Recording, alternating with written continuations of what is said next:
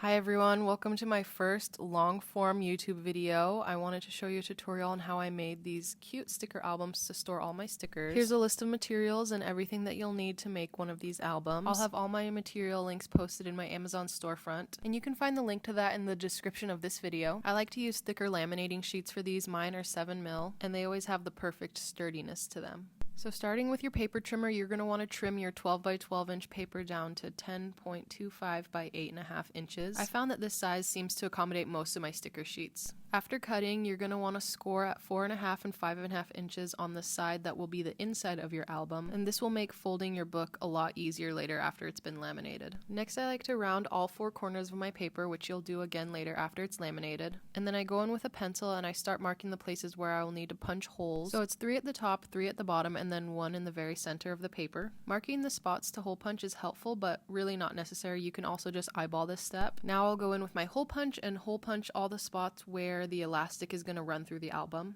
Once again, you're going to have to do this again after you laminate the sheet, so you might not necessarily have to do this step, but for me personally, I like to do it beforehand as well. So this next part can be a little tricky. You'll want to lightly bend your paper in the middle so you can get to that middle hole without creating a big crease in your paper. Then slip your hole punch in kind of where to the midpoint of the circle would be. Be sure not to fold it too hard and just rub out any crease that you made. Next, you're going to put your scrapbook paper into the laminating pouch centered in the middle of the pouch and send it through your laminator. Any laminator should do, but I personally use the Heidi Swap brand, which I showed earlier in the materials list. After it's cooled down, you can start trimming the plastic edges off so that you can get it kind of close to the paper. I leave a really small edge around it just so it doesn't start to wear through and the laminating sheet separate at all. Since the laminating sheet is so thick, you're going to want to get your corner rounder and punch all of those sharp corners off. Next, take your hole punch and punch through all of the holes that you punched into your paper earlier. I didn't mention it earlier, but I like to use a 1/8 of an inch hole punch. That middle hole can be hard to reach with a hole punch, so I use a little pen knife, or you can use an X-Acto knife to make a few cuts and then send a pencil through to make the hole big enough for your elastic later. Now you can bend along where you creased your paper earlier and it should pop right into place. See that nice album shape that we're looking for. By this point, we're almost done. We just have to get the elastic through and then put our inserts into our album. Now it's time to start threading the elastic through. I like to cut about 3.5 feet of elastic to make sure I have plenty, and I thread it through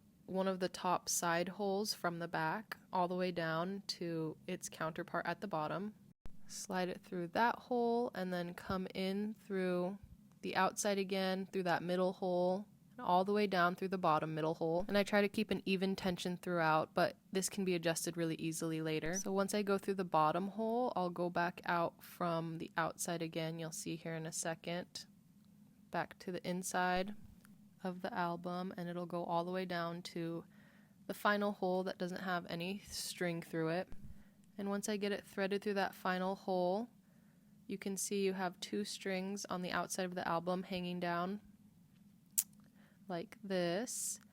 And then you'll take those 2 strings and they'll go back through the center holes right next to them. I kind of tug the elastic to the side to make room, and I'll thread it through into that hole back to the inside of the album so that it can meet in the middle with the other piece that I thread through that middle hole. Once that is all done, I'll do a double knot to make sure it's nice and tight and snip off those frayed ends. Now you'll need another piece of elastic that's about 11 inches, and you'll tie it into a loop that I've already done off camera. So this part you need to make sure the hole is big enough, so I took some tweezers, stuck it through, and then I'll take a sharp point, start from the inside of the album, push the loop through to the back, and then just pull it out, and that knot will keep it in place, but that's what's going to hold our album closed, as you can see. And now you're all done. You just have to put in your inserts, which I will make another video on how to make these. They're super simple and quick, so be sure to like this video and subscribe so that you'll get notified when I post that video.